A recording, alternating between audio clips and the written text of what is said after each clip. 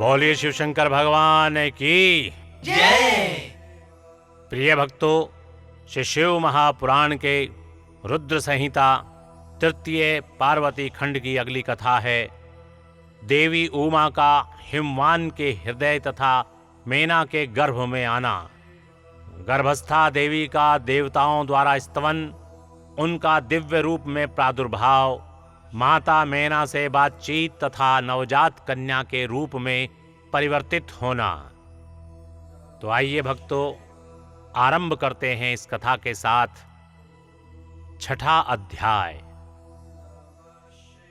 ब्रह्मा जी कहते हैं, हे नारद, तदंतर मेना और हिमालय आदर पूर्वक देव कार्य की सिद्धि के लिए कन्या प्राप्ति के हेतु वहां जगत जननी भगवती उमा का चिंतन करने लगे, जो प्रसन्न होने पर संपूर्ण अभीष्ट वस्तुओं को देने वाली हैं। वे माहेश्वरी उमा अपने पूर्ण अंश से गिरिराज हिमवान के चित्त में प्रविष्ट हुई। इससे उनके शरीर में अपूर्व एवं सुंदर प्रभाव उतर आई। वे आनंद मग्न हो अत्यंत प्रकाशित होने लगे। उस अद्भुत तेजो राशि से संपन्न महामना हिमालय अग्नि के समान अदृश्य हो गए थे।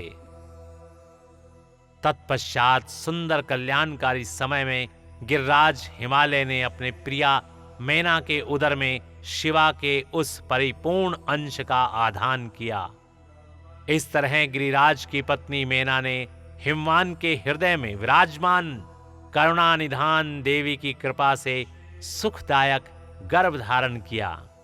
संपूर्ण जगत की निवास भूता देवी के गर्भ में आने से गिरि प्रिया मेना सदा तेजो मंडल के बीच में स्थित होकर अधिक शोभा पाने लगी। अपनी प्रिया शुभांगी मेना को देखकर गिरिराज हिमवान बड़ी प्रसन्नता का अनुभव करने लगे। गर्भ में जगदम्बा के आ जाने से वे महान तेज से संपन्न हो गई थीं। हे मुने, उस अवसर में विष्णु आदि देवता और मुनियों ने वहां आकर गर्भ में निवास करने वाली शिवा देवी की स्तुति की और तदंतर महेश्वरी की नाना प्रकार से स्तुति करके प्रसन्न चित्त हुई। वे सब देवता अपने अपने धाम को चले गए।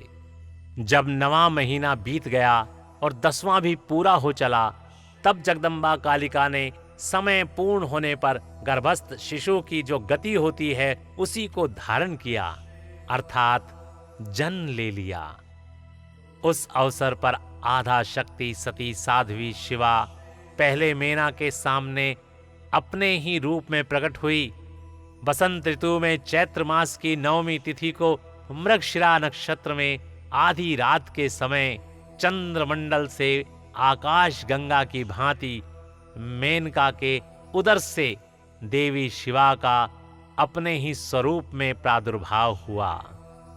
उस समय संपूर्ण संसार में प्रसन्नता छा गई। अनुकूल हवा चलने लगी जो सुंदर, सुगंधित एवं गंभीर थी।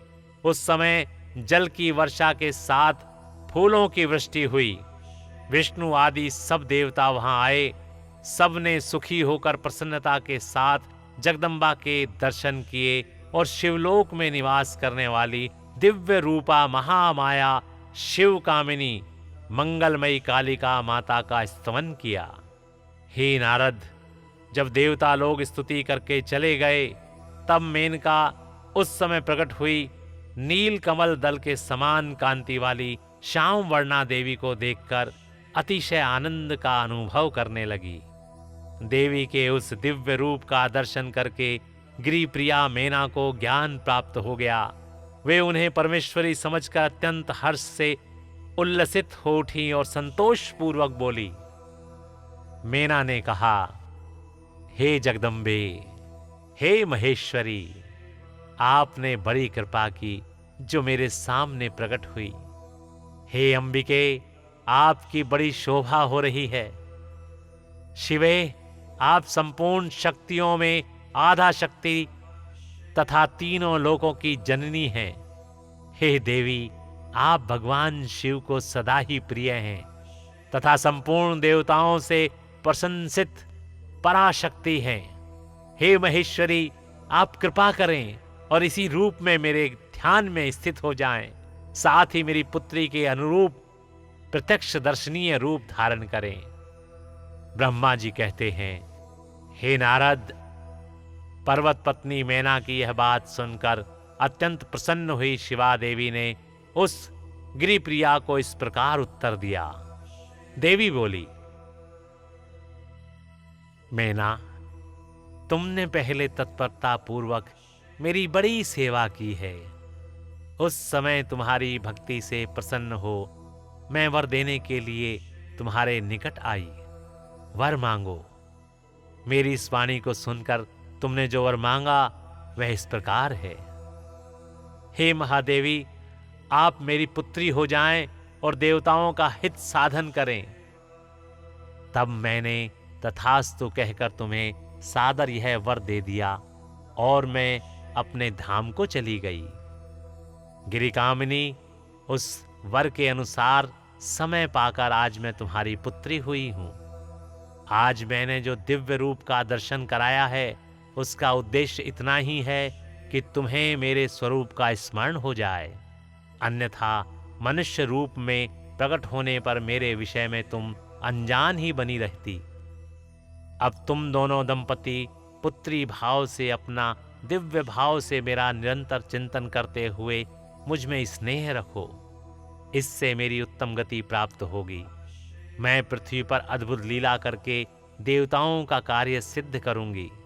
भगवान शंभु की पत्नी होंगी और सज्जनों का संकट से उद्धार करूंगी। ऐसा कहकर जगन माता शिवा चुप हो गईं और उसी क्षण माता के देखते देखते प्रसन्नता पूर्वक नवजात पुत्री के रूप में परिवर्तित हो गई। बोलिए उमा माता की जय। बोलिए शिव शंकर भगवान की जय।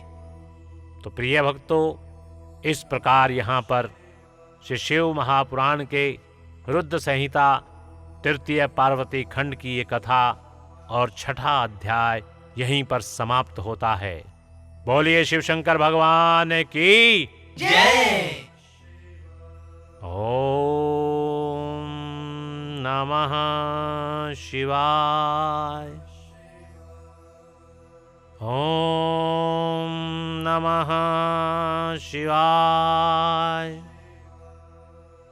ओम नमः शिवाय।